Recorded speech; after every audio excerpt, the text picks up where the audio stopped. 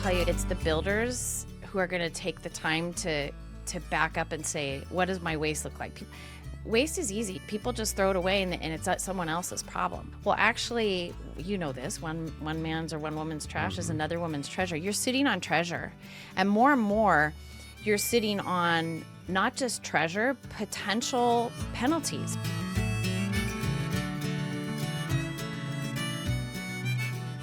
Today on the Curious Builder podcast, we have an amazing guest. We're going to hear all kinds of things about sustainability, but really more about stewardship and how you can be a leader in your own company, in your environment, and even as small as your family. If you think some of these topics are too big for you, think again. You can make a big difference in a small way by just focusing on, even in your own home, what you can change to have really a big social impact and also a huge leadership impact.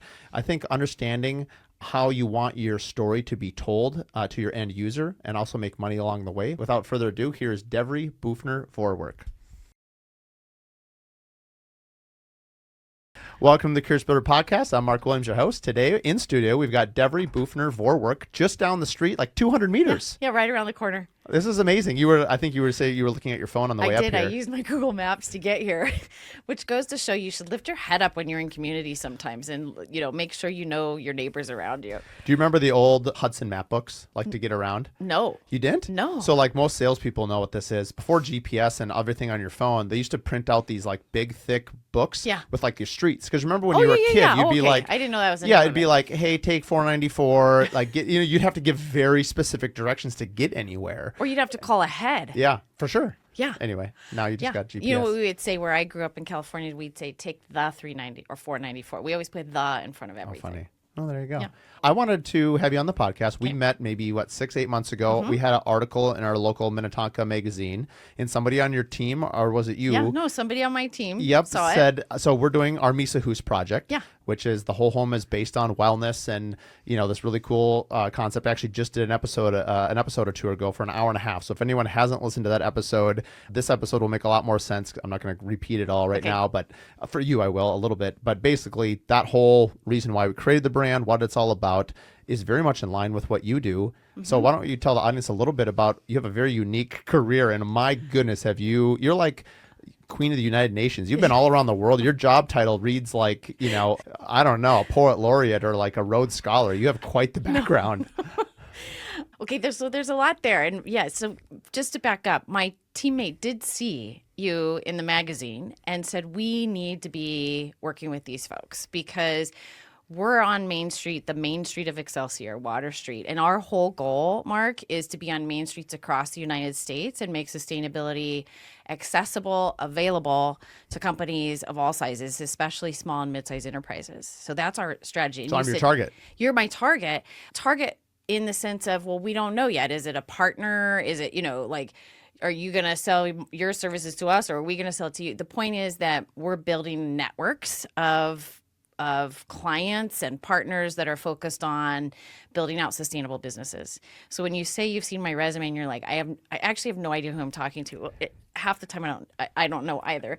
But really where I landed in Excelsior was I had been in a global career. I started out actually as an agricultural economist, grew up in the Salinas Valley of California, fell in love with agriculture, got into Future Farmers of America, and said my career is going to be dedicated to the food system. And had a couple degrees in that and actually wanted to be a professor in agricultural economics because I'm a systems thinker and I wanted to fix the food system. And then I got through my master's and decided, actually, I want to get out. I got to get out. I've had enough. And I went to Washington, D.C. and started at the World Bank working with some developing country negotiators on implementing the global trade round in agriculture. So you're thinking, how are you in sustainability? So you went from fixing the system. So somehow you must have realized that money had to be involved. So then you went to the World Bank and basically loaning monies to countries or institutions. Like, walk me through that logic.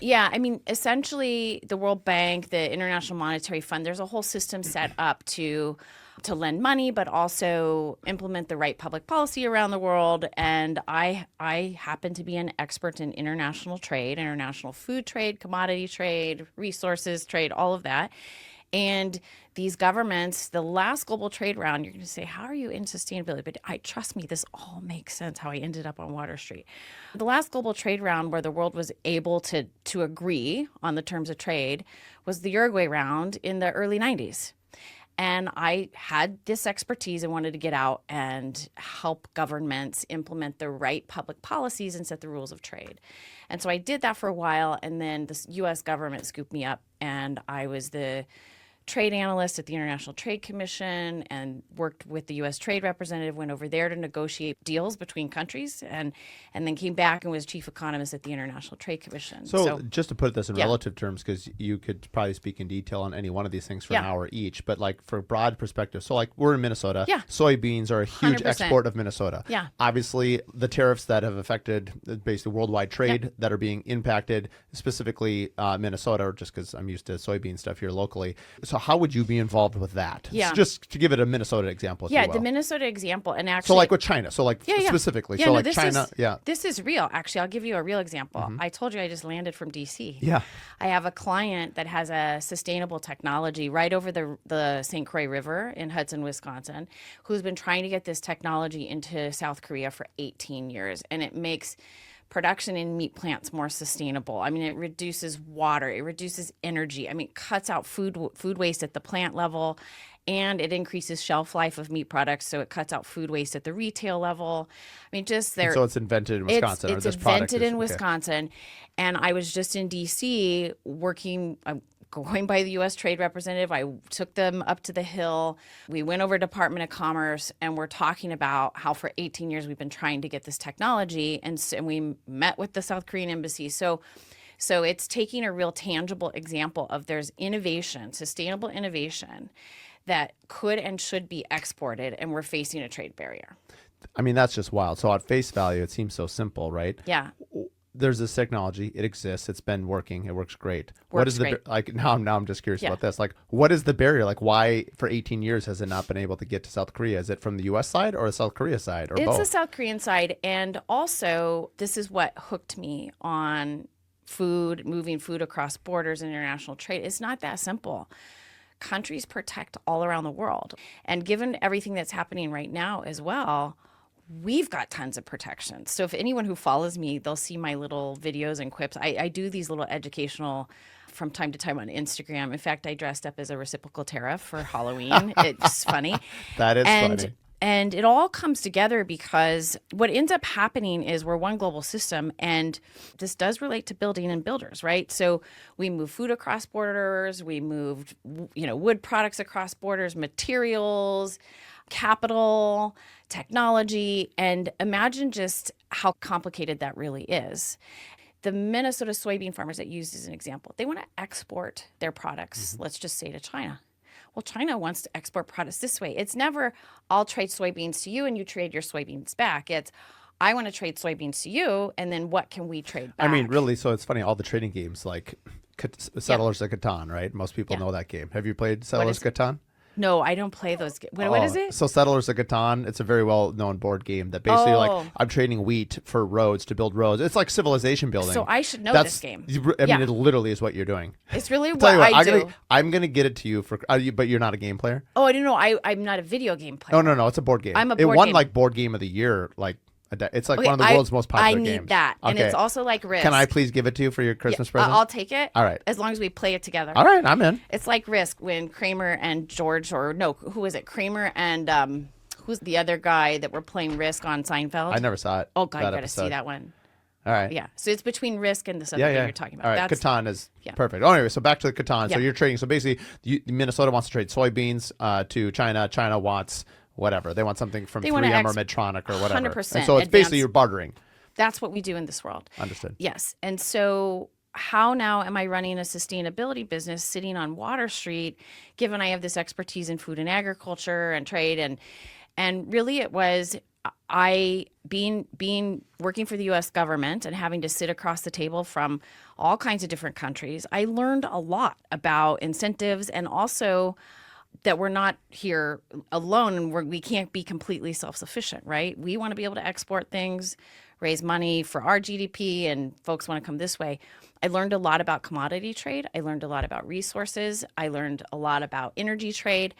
And in the end, I ended up overseeing 70 countries where I was helping the company I was working for at the time, Cargill, get their license to operate in all of these countries. And inevitably what ended up happening was the NGO and activists and community members stepped in and said, you don't just get to export soybeans out of Brazil. Our forest is being deforested.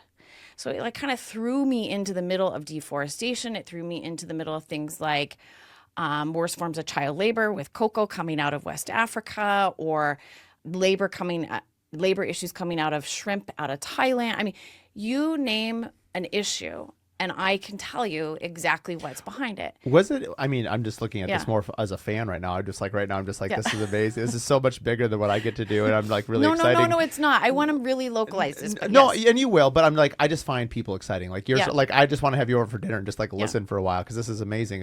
Which is I guess why I have a podcast. So I can do this for fun and share the stories. But I have to imagine, and you're making it sound exciting. It sounds really exciting. It's super exciting. I mean, it sounds like you probably never had a boring day in your life. Like this sounds like, I'm sure you were frustrated. I'm sure I can't imagine the political two steps you would have to do. Like I could just not do that. No, but you do that because builders do that because you have to get permits. You have to meet regulations. No, so I can localize this for you. I was sent to China to live in China for a while. I was sent to India. When I was in China, I was helping our business figure out how do we build the largest integrated poultry processing plant in Suzhou, China, right? And that was very local. We sat with local officials and this is what I do I'll just tell you. We map all the risks and we say, okay, well, what are the environmental risks, right? What kind of biodiversity do you think you're going to upend?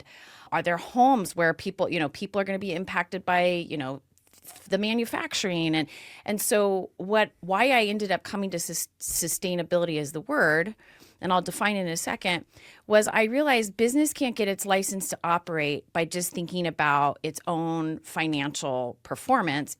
Really, businesses have to back up and map all the environmental risks that they're going to create, all the social risks, and are there any sort of governance risks? Like some of these places in the world, their corruption was a very difficult thing to deal with. And so I mean, it's funny you say that. I just met someone and just to protect their identity, I'll change. I for sure won't say the names, but like they basically, how do I do this to not get them in trouble? Well, no, that'll be fine. Anyway, they import tequila out of Mexico. Yeah. They have to pay the cartel. They have a budget line item to pay them in cash because if they don't, they will ruin their operation. Then like things will go bad. I mean, that's corruption. That is corruption.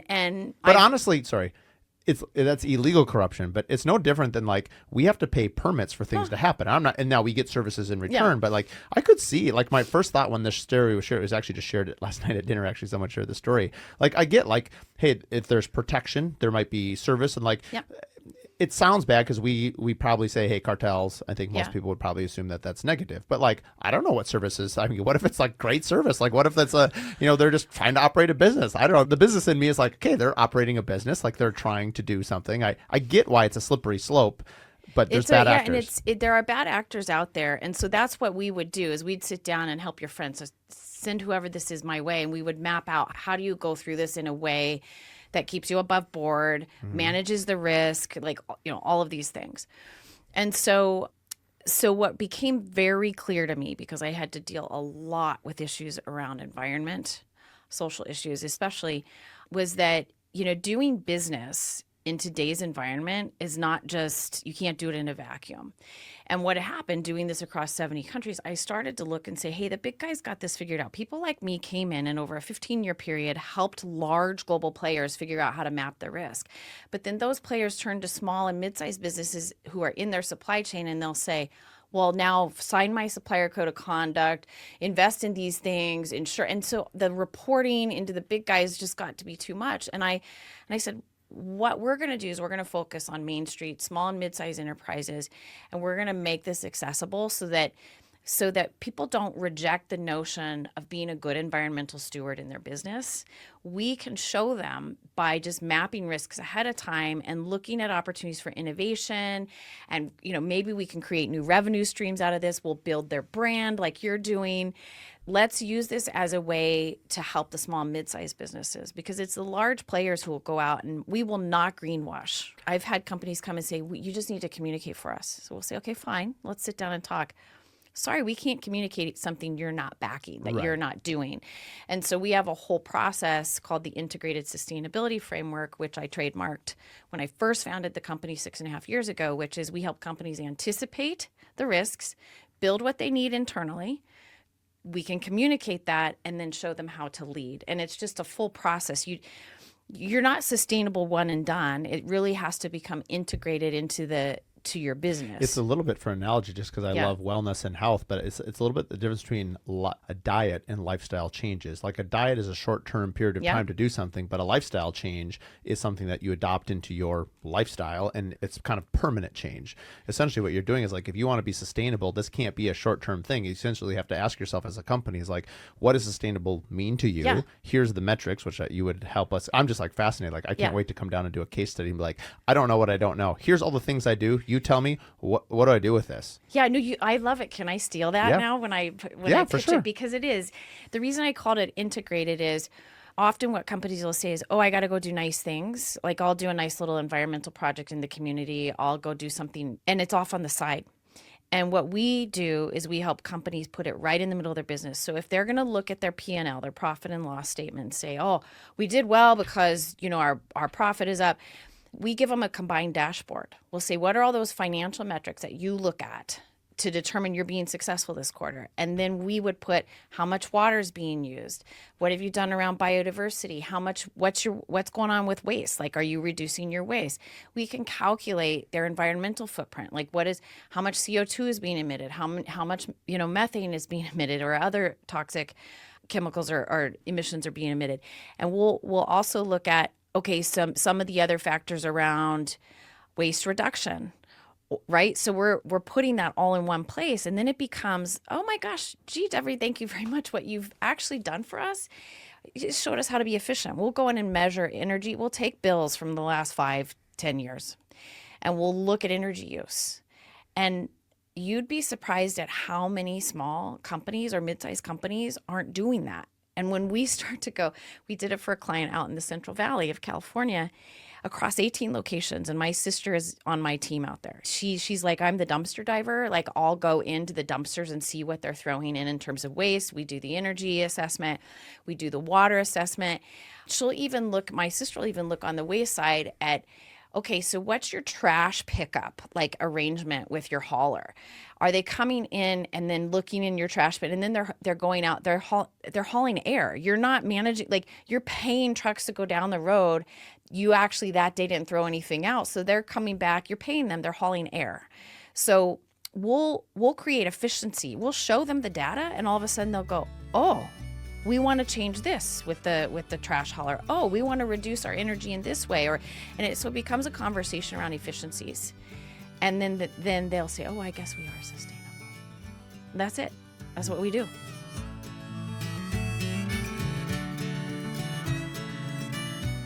We're happy to announce that on March 20th, Sauna Camp will be coming back to Minnesota. Out on Lake Independence, we're going to do a half-day event, and we're going to start out with a 1-hour podcast. We've got Alex Larson, who's an Iron Woman. She's also a professional nutritionalist coach.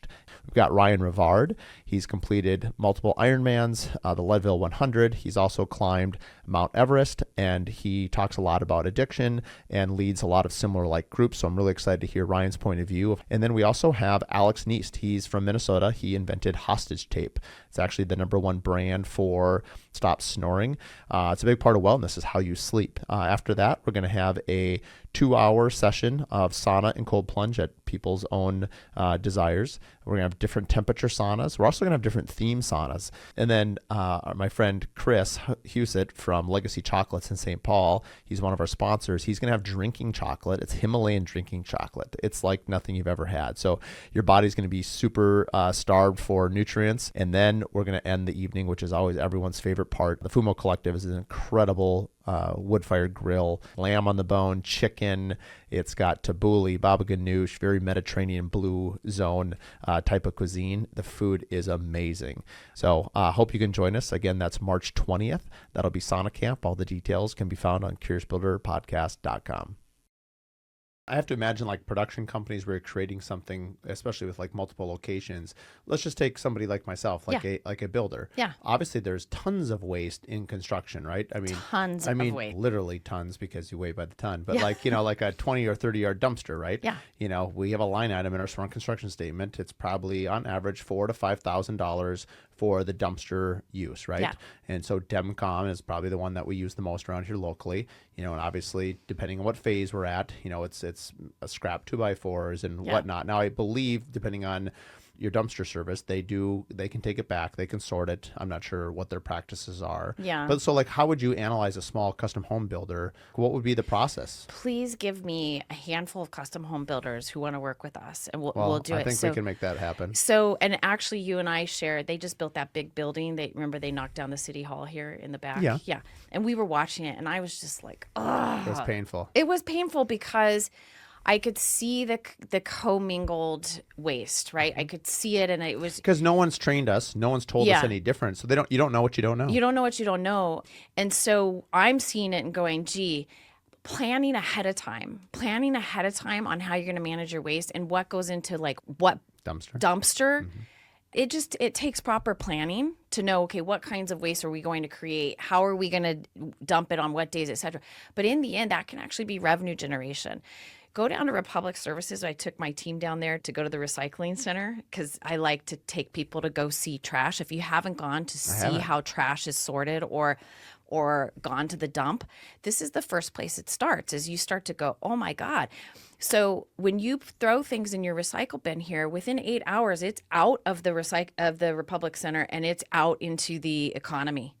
So in the state of Minnesota, we have rules and regulations that when you dump things, and Republic, for example, is one of those only 12% to 15% can be diverted to a landfill. So they're having to figure out of everything they're bringing in, how are they compiling stuff? They make money off of it, compiling cardboard or compiling other waste streams. And so there's money to be made for builders for planning ahead. And I'm going to tell you, there's market for all of this stuff. So like, give me an example. So, I mean, reclaimed wood so if you're just dumping maybe waste and so let's say excess. There's different phases of a construction. So we just finished sheetrock at Mesa Hus. Okay. So the dumpster's full of scrap sheetrock. Yeah. Like what would I do with that? So you would figure out, is there a secondary market for that? Or you would work with your waste hauler, because what happens is the waste hauler will say, I've got 500 people sending me some sort of sheetrock. Maybe they've figured out a secondary market for that. And they do. They take in and they are trading in pallets. This is the one thing. I had an intern 2 summers ago work with businesses across, and we partnered with the chamber here in Excelsior. We get big presentation on waste. We did interviews of all the small businesses, and we trying to find common problems. Pallets, for example. Every single business here is throwing out there, trying to figure out how to deal with their own pallets. There's not a plan among all of us on how can we actually bring all these pallets together. Republic, for example, takes those pallets and sells them. They make money off of it, right? And I was thinking, what if we all worked together as businesses, figured out one plan, took all those pallets, sold them ourselves, and then took that money and gave a scholarship to one of the high school students here. It's that easy, right?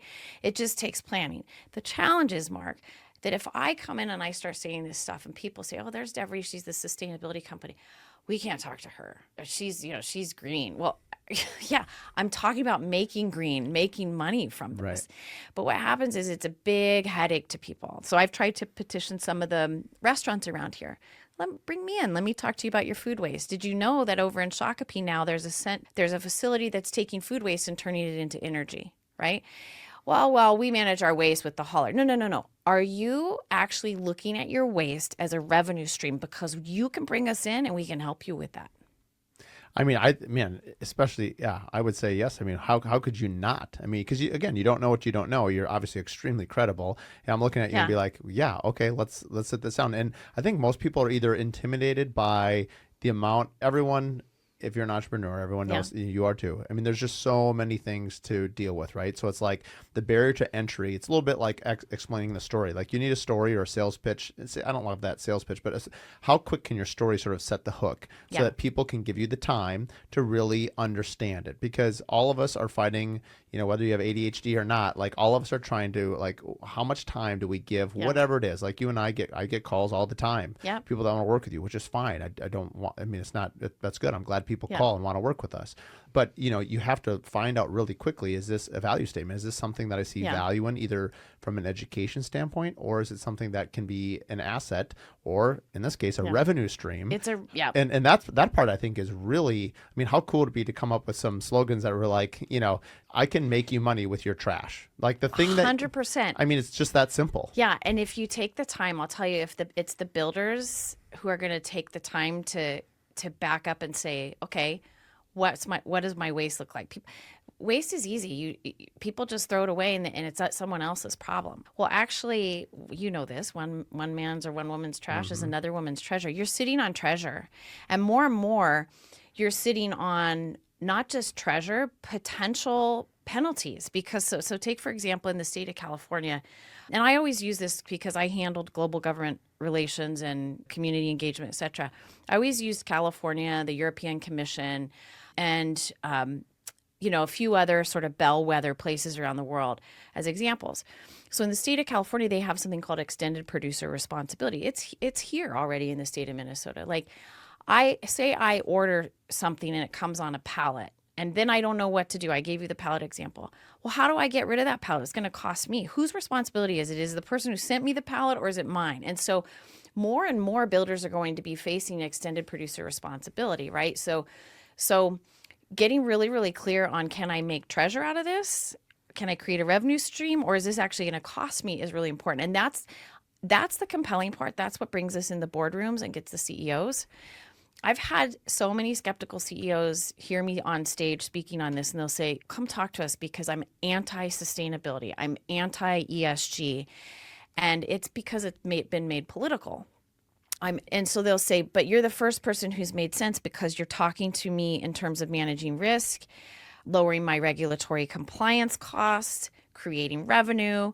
And so when I go in and sit with them, they've had people, it's like confession, like, I don't know if I'm really in on this whole climate change or, but just talk to me.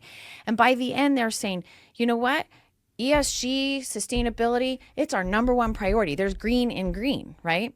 And so the certain way we approach this is it's been about managing costs, but I really want folks to know, why would you be a passenger in your business? Get in the driver's seat and innovate around it, right? Innovate around it. Well, and I think just efficiency. I mean, there's so many different things that you've said that sort of have triggered with me. So, for instance, credit my project coordinator, Angie, downstairs. I saw an email this morning where, like, for instance, the architect had drawn a wall at, I think, what was it, like 7.5 feet. Yeah. And she just said, could we make it 8 so that the framers don't have to cut each stud 6 inches. And then he had a reason. But my point is she was trying to save us money. But what she did is 2 things. 1, saved us money, but 2, made it more efficient. 3, sped it up. And anyway, it all does take time. And it is probably the biggest hurdle. But once we understand that time is nothing else, it's an investment in understanding your business. And you're really just asking people, take a minute to look at all these different things that you can do to be smoother. And it's a little bit, sometimes there's this adage that, what is it? How does this go? It's an adage I forgot. Smooth is fast and fast is smooth, or basically like slow down to get faster. And if you slow down, I know I love the holidays because we take 2 weeks off, and during those 2 weeks off, I get so many ideas. It's just crazy because we shut down the company, and I have a lot of time to just think about the company, think about the vision, think about what we want to do. And I think the biggest issue that all entrepreneurs have, and probably just people in general, I know for sure this is true for me, is to just stop and just think a little bit and plan. Because I've been many times on the podcast, I've said, don't let the best thing be enemy of the good enough, right? Go ahead, move forward. It doesn't have to be perfect, but make some progress, 1%. But that being said, is you would never build a house without a plan. And so, like, why do we build businesses without kind of more intentional thought of like what we're going to do? Yeah. So I understand I'm saying it's a catch-22 because I'm saying one thing, don't plan, another time plan. But if you plan to nauseum, you'll never get anything done. If you don't plan anything, at some point you have to stop and say, you know what, where can I get better at this? Because every plan I've ever built on, let's say a home in this case, and it's an analogy to a business, is there are always things you can improve on a plan. Some of the best architects I've ever met are like, we actually stop at some point and then we wait until there's an issue. And then at that point, we'll do construction administration. We'll figure out what the issue is that the trimmer has on this coping detail or the plumber has with whatever. But if we drew every single thing, we would never stop drawing. But again, it's that collaboration. Yeah. So. And we make it easy. We have tools, right? Mm-hmm. We've built tools. So we have something, the core of what we do, if we sit down with someone and say, here's a materiality assessment, which are what are the material risks that you're creating for your business. And if waste is one of those, or in some instances, oh my gosh, well, I don't even want to go toward the whole data center thing, but I'm really quite interested and excited to figure out how these data centers are going to become green data centers and actually support communities, right? Because it is one thing we say, I'll back up. I want to define sustainability for you. It's not what folks might think. Sustainability, the way we define it, is our business is creating, not only are they taking credit for the positive externalities that they create for society, but also the negative ones. And what we say is you have to stare in the mirror of truth. You don't just get to say we're doing positive things here, like we're building really great homes and making people happy, without also looking at some of the negative externalities, the footprint you're creating. And so we create a balanced materiality matrix that says these are positive things, but you don't, before you launch a product, a service, a technology into society, it's to be a good steward of not only your business, but also people and nature. You need to back up and also take account for the negative consequences that you're creating. And so we have these simple tools. So we would sit down with somebody like you or other builders or all the fabulous folks that are listening to your podcast. And if we just used a simple tool from the start, then we would think about, well, where do we have the greatest consequences that we need to manage for? You don't manage for every material issue right then. You pick the big ones that are actually going to be detrimental to the financial outcome of your business, and also what we call it, it's like a shared issue stack, the shared stack between your business and society. So you can't solve for everything, but you also can't bury your head in the sand like an ostrich. I think what resonates with me is one of the things that would be really beneficial, especially it would be like obviously production home builders and semi-production home and developers, because you're doing 50 homes, 100 homes, 1,000 homes, 10. I mean, you can obviously move the needle in a much bigger way than I build 4 homes a year. Now, I'm not saying that I shouldn't. I'm not giving myself an excuse, but I think that it'd be a barrier to entry that a lot of custom home builders, they think, well, I think this would make you build a better business, because if every single home is different, if every single client is different, every single architect and designer that you work with is different, what's the one commonality? If it's your business, it's you. And so if you can create a process where those fit into you now have made yourself more attracted to your end client, your architect partners. Where like obviously let's pick Lennar or Pulte or these big national companies, like, they could come into a development. They should definitely work with. I mean, think of how much money I could save them. Oh my word! Yeah. Have you ever approached a large construction company? No, but I have a dream to find one. Yeah. Well, I mean, you could start mid-level here in Minnesota. Well, and here's the thing. I do want to say it starts at home. So and you say 4 homes versus not. Let's not think in those terms, because what you have built is. You've backed up and you've created the philosophy around your business and the homes that you're building. And that's really, whether you're small or large, that's where it starts. And then these tools can apply. Like I've applied this across, like we started, a global multinational, but I know it works locally for small and mid-sized businesses as well. And I want to give you an example, because when we moved here, we moved over to Shorewood, and we had to renovate a big part of our house, the kitchen, the whole downstairs. And I asked the builder at the time, would you work with me, because we're redoing the kitchen. I focus on sustainability. I'm in the food space, do you have any ideas on how I can manage my food waste? Like I've researched, I know there's several technologies out there. Can we talk about this? And, it becomes an irritant to a builder because they're like, oh, gee, you're asking for one more thing. Actually, what I gave that builder, which was ignored, is a gift. And any builder who hears this today, this is a gift I'm giving, because when we think about the big societal challenges that we're having to deal with, food waste is one of them. Why wouldn't it start at home? So we've had in our kitchen, we've had the garbage disposals, we've got the trash. Like, okay, so are we going to live that way for the next 20 years? Or are we actually going to back up and acknowledge that there's a different way to manage our food waste? And so some people will take the big bucket and go outside and use the big rolling thing. And I've actually purchased a few different food waste. Like during COVID, I purchased the food cycler. I got in touch with those folks. I have a couple models of those. There's Mill out there. There's others. Why aren't builders going, woohoo, we're going to build the kitchen of the future today because the technology is there? So put a plug behind my garbage can and put a space for me to put that mill instead of the standard plastic garbage can. Boom. Guess what you've solved for the person you're building the home for? You're cutting down how much stuff goes in the garbage can. You're actually saving them on garbage services. You know how much food waste goes into the garbage can every week? So the second you put things in like something to manage food waste, or you start to think through how do I lower my clients' energy bills, right? And then you start to put a dashboard together as a builder and you go, look, you're going to choose between this guy or gal or me. Let me show you what I'm doing. I'm not only building you a home and creating that kind of more health and wellness. I'm building you a system that's going to save you money on your trash bills. It's going to reduce your energy bill. We're going to use less water. That's a selling point. So the builders that start embracing this and thinking of this as like, oh my gosh, innovation at what cost? Not at a cost, because I'm going to beat my competitor because my brand is going to be better and people are going to want those homes that include it. What I like about this is you having this worldwide experience that can really go into any business and look at because I assume you do walk us through, because I think your business is really interesting and I have an idea for you actually to use me as a beta tester.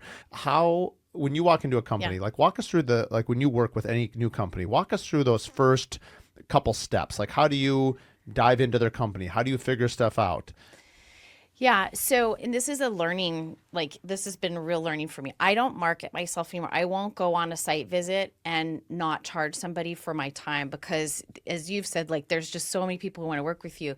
And I know when we walk in a room, we're already going to add value by the questions we ask, by the, the thoughtful responses we give. So we've created something called a discovery visit where we will go and say, sure, you want to meet with us. Here's the proposal. We're going to come learn about your business. Whether it was a client out in California producing eggs, or a propane supplier produces the small cylinders and also large trucks that go out to residential customers out in the Sierra foothills or, all across Central Valley, California. What we'll do is we'll say, have us out for a day and a half. Walk us through your plant, your manufacturing plant. Let me talk to your leadership team. We do a lot of that ahead of time too, and I'll give them a survey ahead of time, and I'll ask all the right questions. And then what we say at the end is, or also while we're there, we'll give you a presentation on how to think through an integrated system, and we'll have done research on their customers and on the marketplace, so what consumers are asking for. So in this day and a half, we get a good sense. And I'll tell you, I'll walk through the plant. There's not been many people who have been through as many plants as folks like me. I've been and meat plants and feed plants and fertilizer plants and cocoa plant. I mean, you name it. Copra crushing, which is coconut. I mean, seaweed production. I mean, I've seen. So it's like I walk through. That song by Cake, I Want a Girl with a Short Skirt and a Long Jacket. That's I dedicate that to myself. It's like she's going through, the factories and so we'll see things, and then we'll go away and we'll analyze it a little and send a report, and inevitably they hire us because we, in our short period there, will see things like safety violations, okay, that's a people issue. I'll see single-use plastic that could actually be a compostable cap, so you don't actually have to pay the state of California for plastic waste, and so we'll see things, and so we'll have already saved them money. So if I walked through, a few sites where homes are being built, I'm going to see things, and maybe those people who are actually in the business see it too, but they just don't want to, they just ignore it, right? Because it's business as usual. We surface those things and say, what would it look like if you changed this practice? And let's put a dollar value to that. And then let's also think about which customer is going to choose you, because it's part of your customer value proposition. They actually want you to do that. So I have a really cool client who makes molecules from sugarcane. Okay. And I'll give you an example. Out in Emeryville, they during COVID for the vaccines, a lot of the vaccines had to have this molecule. They had to have squalene. Okay, and the only way that it could be sourced is from shark livers. So over 3 million sharks were killed or could be killed as a result of making vaccines. Whereas the innovator, our client, can make the same molecule from a sugarcane and scale it. And guess what? That same molecule goes in. I don't know if you have daughters. I do. They all care about face. I mean, they're all buying stuff at the, She's only 9, so hopefully No, not for a she'll while. hit it. No, Yeah. my daughter hit. And squalene is in all the things my daughter wants to buy, etc. And now all of a sudden you can tell a mom like me, no sharks were killed in the, So what happens is we trace it from. We don't just look at the customer or the client who's approached us and say, okay, we'll just fix your business. We give them line of sight to what the marketplace is looking for and help them understand how they don't just sell a product. They sell the product.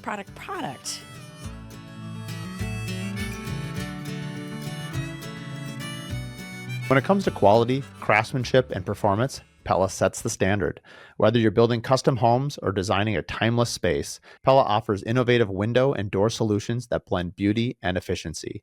With showrooms and experts around the country, Pella makes it easy to find the perfect fit for your next project and their team to support it. Build with confidence, build with Pella. Visit Pella.com to explore products and connect with your local rep today. For more information, you can listen to episode 1 or listen to episode 109, where we bring on Pella owners and founders at Pella Northland, as well as their innovative team behind the Steady Set innovation. When I first started out designing Misa House, I hadn't come to market with a spec home in 16 years. I wanted a story that was different. I wanted a philosophy that would dictate our decision making because we didn't have a client. And been on a lifelong wellness journey just because I love, health and wellness and fitness and all those things. But the idea that I could incorporate that into a home is really exciting. And what I hear for me, this is the way I hear it, is just I'm thinking about, okay, when I have you do an analysis on our company, and how can I weave that into the story of what we are? Because in my 21 years of building, I've actually never had a client that was willing to pay for geothermal or solar or triple pane windows. And so when I was thinking about those things, because I was thinking, you know what, this is an opportunity for me to invest and do some new things to attract different clientele. But for whatever reason in Minnesota, my clientele haven't wanted that. And so I was warring with this idea of like, do I do something that I would like to do, but my clients haven't been willing to pay for? And part of it was changing the narrative. I have triple pane windows at Misa House. Yeah. But what finally got me there, it wasn't about the energy efficiency. That's a happy byproduct. I came at it from the standpoint that you feel more comfortable in a home that's warmer.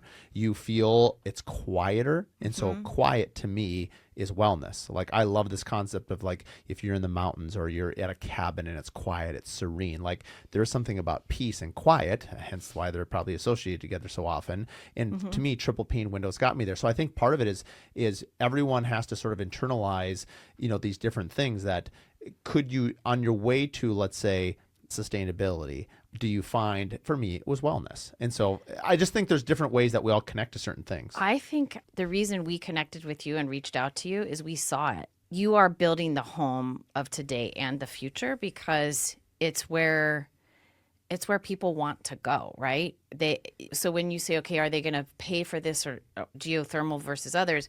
I mean, we can back up and have that conversation and do the analysis because it's not like people are thinking about their energy bill over time. And really the cost of energy is going to keep rising. And what we figured, we actually surveyed 26,000 of our propane clients, customers out in the Central Valley of California.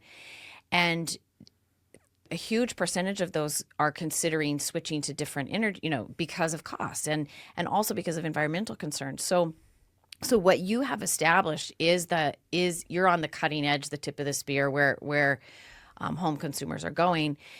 The constraint right now is, oh, but in this moment of time, can I afford it? So, those kinds of things.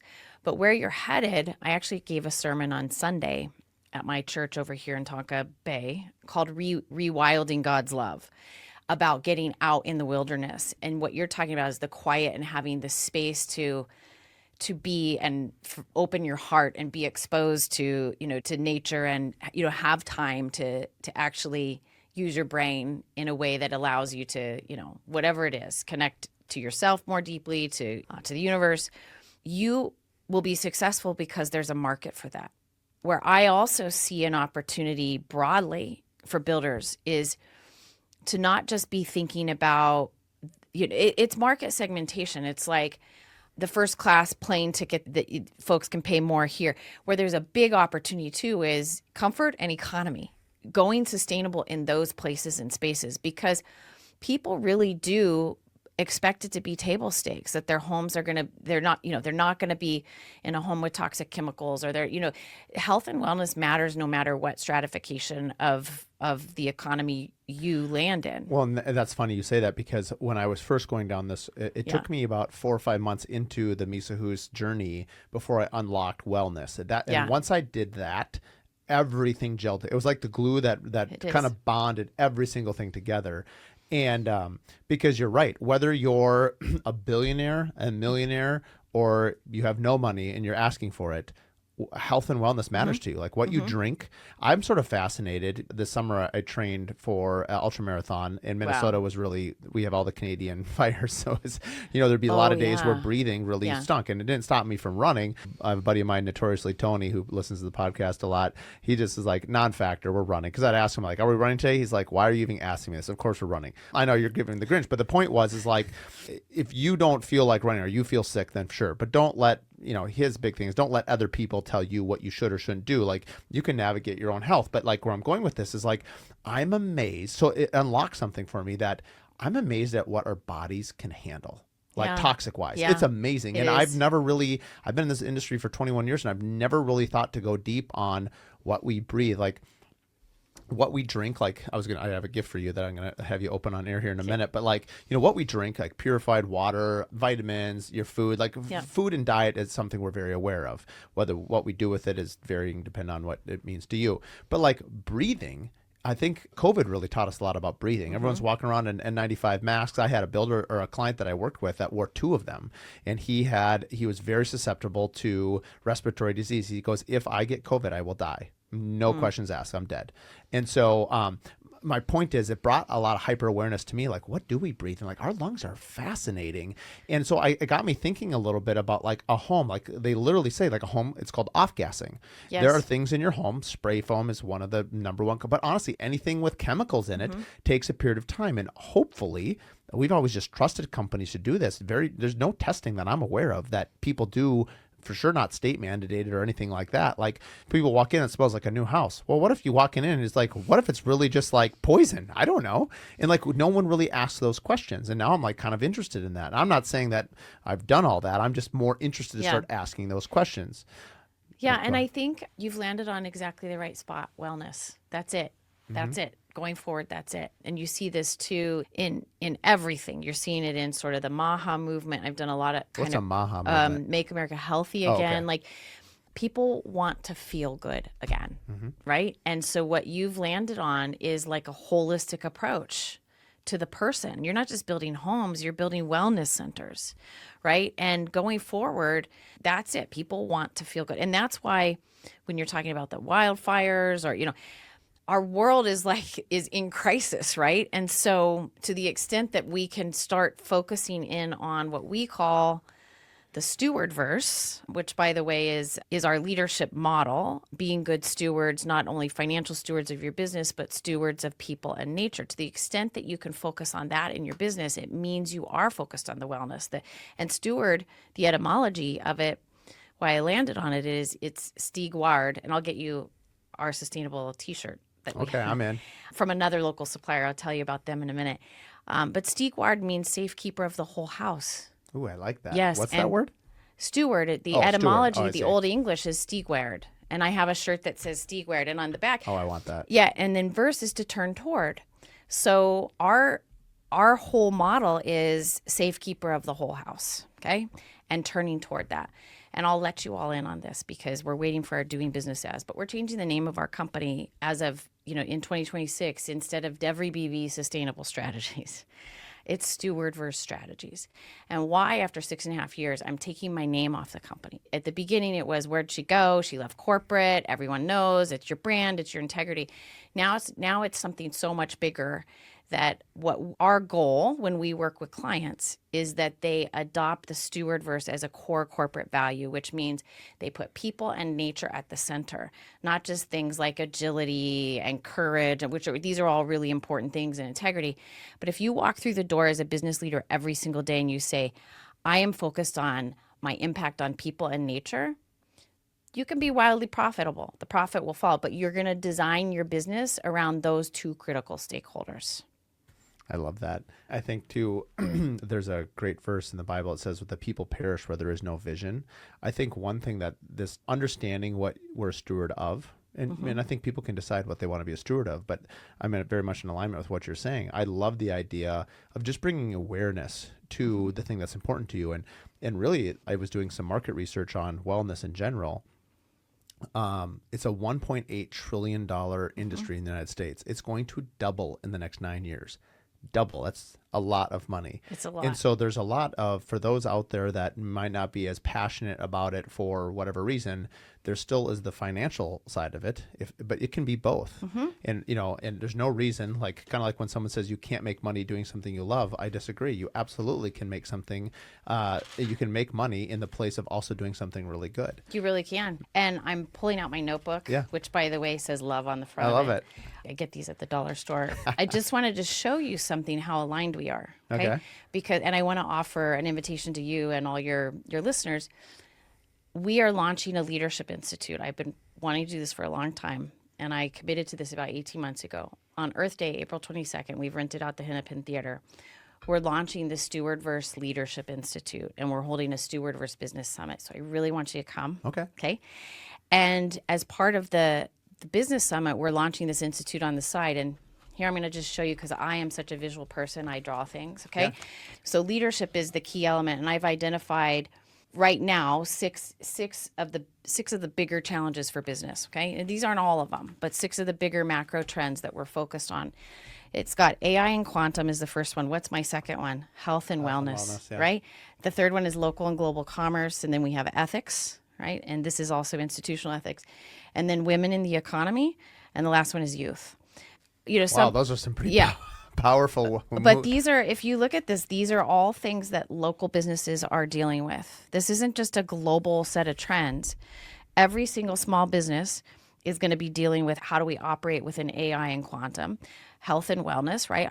You can't sell products and services to sick people who can't. So it's you're exactly right. That's why I got my yoga certification at Lifetime, Life Power Yoga, right? So it's we're all trying to figure out how do we deal with this. But these are the big issues. And the one thing leading through here is steward versus leadership. How do I steward myself, my family, my community, my business, right? My state, my nation, my globe. Yep. I love this. My favorite quote the last 2 years has been, boundaries create freedom.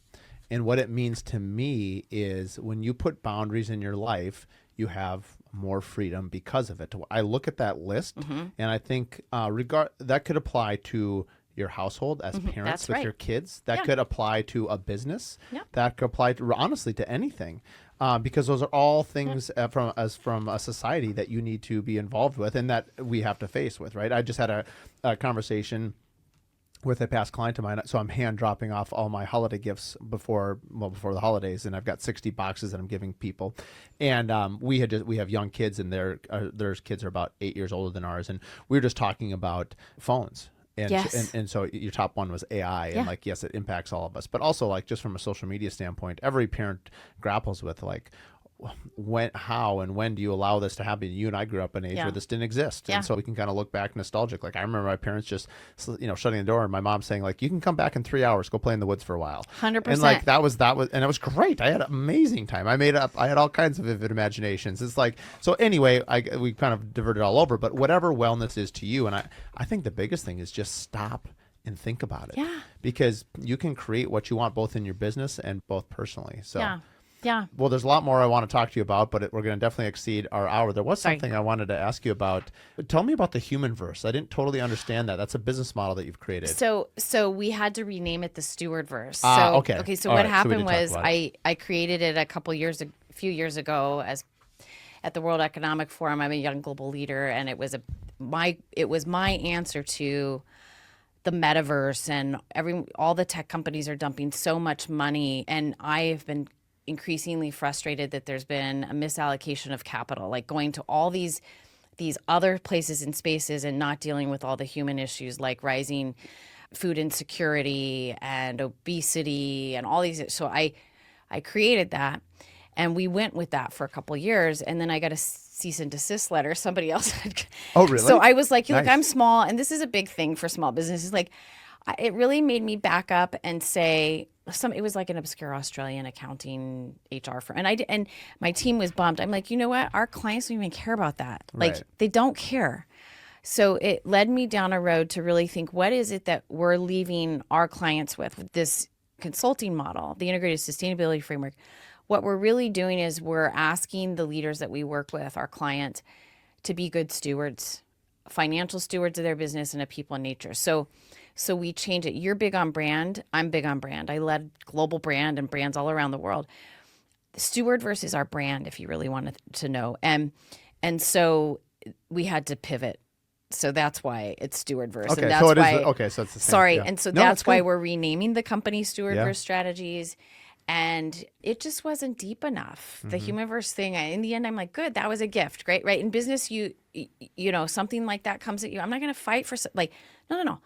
This is a gift. Let me go through a discernment process on what we're really doing when we work with these clients. I heard that really funny thing, and it was in a disagreement setting, and I was expressing my opinion, and they go, your feedback is a gift. Thank you. And I burst out laughing. I said, I'm going to remember that the next time I have a conversation with my wife, and I'm going to see how it goes. If she critiques me, I'm like, your feedback is a gift.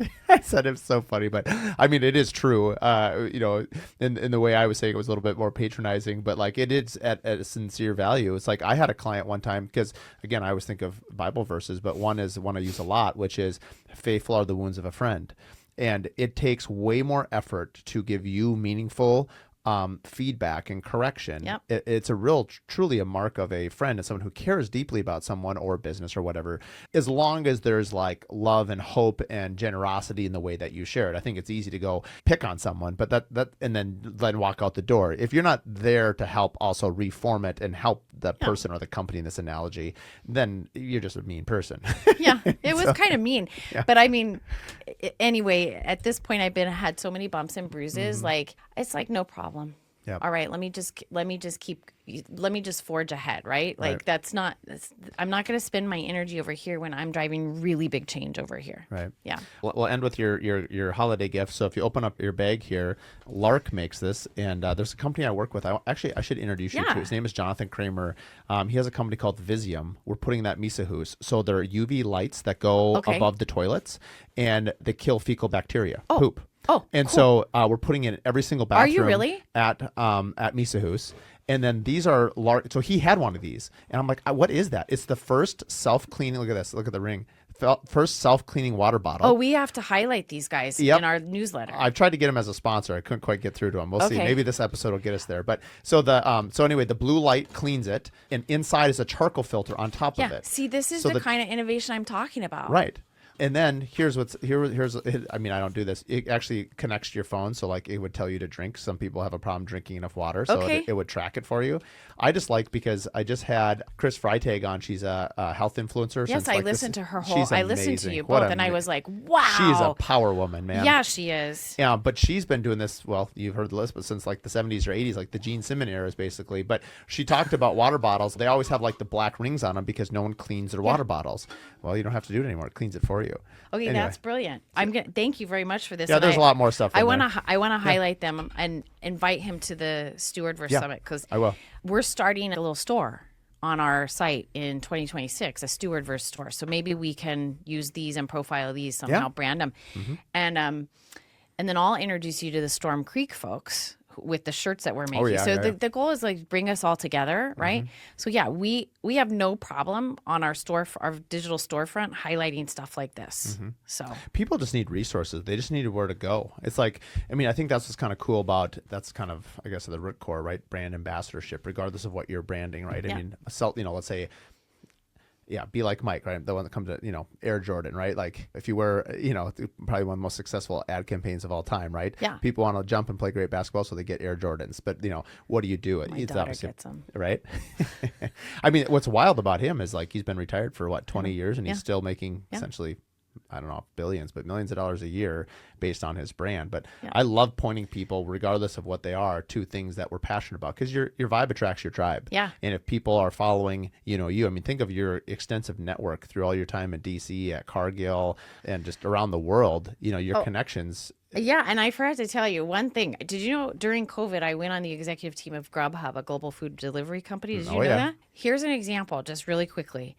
Day one, I get 10,000 emails in my inbox from an activist group who says, would you please stop? Would you please just change on your app? People need to opt into plasticware instead of opt out. So this is a good example. And I was like, well, I don't understand. 10,000 emails. And I go to the engineers who are designing the app, and they're like, oh, we can't change it. It's like if people have to opt into silverware and then it doesn't show up. Actually, we changed it. It just goes to show like how, and we saved millions of pounds of plastic, because how many of us have a drawer that has plastic, So all I'm saying is, you're right. Your vibe attracts your tribe. And for some reason on day one, somebody knew that I was going into to a mobile food delivery company, and bam. You would love my sister. My sister was a hydrologist. She did her master's in Mali, Africa, about water education. Yeah. And she, for her wedding, she did all corn husks silverware, because it was all biodegradable, right? Like there are other options. And even like I started with a marketing campaign. So I gave you one of my, it's in the bag. Well, you're holding it, the tote bag. That's our Misa Hoos tote bag. But every time I go to the grocery store, they always want to wrap everything up in plastic. And I'm just like, no, I always bring my own bag. That's our Misa Hoos tile. That's really exciting. That's hand-painted artist up in Duluth. It's called Delft tile. So yeah, it's from the Netherlands is the style. But anyway, we're putting that in Misa Hoos. That's like a coaster you have on your desk to invite conversation. But just the bags. Like we could do such simple policy things, and some people get so bent out of shape about it. But I'm like, come on, people, can we not, like every single time at the grocery store? One of my favorite. This is a totally dad joke. I'll get to the checkout line, and I'll have like 2 apples, some sushi, some whatever. I'll put it on the table, and they're like, would you like a bag? I'm like, I got it here without a bag. I can get it home without a bag. Exactly. Well, those polyethylene retail carrier bags, like they've been banned. There's been banned all over. You don't need them. But not in Minnesota, they're not. Not yet. State of California, but I know. But actually, that I would be totally a fan of. This should be something that unites everyone across all aisles. From far right to far left, it doesn't matter. Like getting rid of polyethylene retail carrier bags is one of the best things you could do. Agreed. Yeah, it's a simple thing too. It's really simple. Yeah. So, thanks for the opportunity. You're welcome. Well, I can't wait to talk more. That's all for the Curious Builder podcast. Thanks for tuning in to the Curious Builder podcast. If you like this episode, do us a favor. Share it with 3 other business owners. The best way that we can spread what we're doing is by word of mouth, and with your help, we can continue to help other curious builders expand their business. Please share it with your friends, like and review online, and thanks again for tuning in.